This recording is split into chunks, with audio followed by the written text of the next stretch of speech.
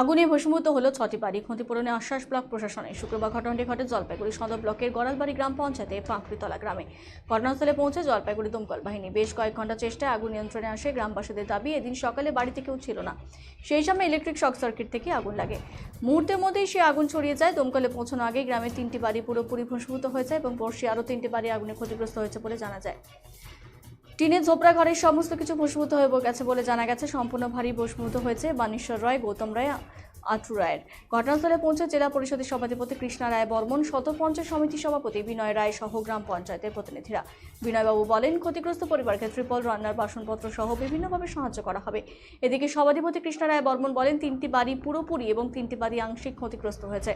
আর্থিক সাহায্য করা হবে জেলা পরিষদের পক্ষ থেকে।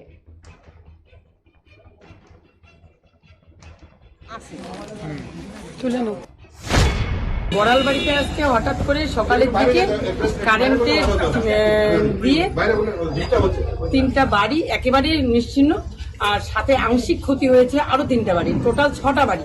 ক্ষয়ক্ষতির পরিমাণ কি হবে? ক্ষয়ক্ষতির পরিমাণ মোটামুটি বাড়িতে কিছুই নেই, কাঁচা বাড়ি, অবশ্য সবগুলোই কাঁচা বাড়ি। দমকল গেছে? হ্যাঁ, দমকল ওগুলোর কাজ শেষ, কমপ্লিট হয়েছে কারেন্টের মাধ্যমে।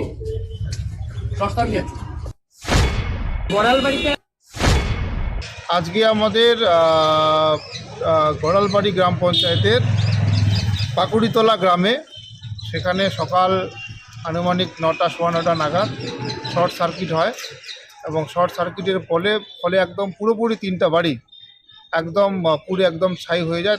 তারা আর উদ্ধার করতে পারে। কটা বাড়িতে এরকম পুড়েছে? এরকম 3টা বাড়িতে পুড়ে। কিছুই নেই।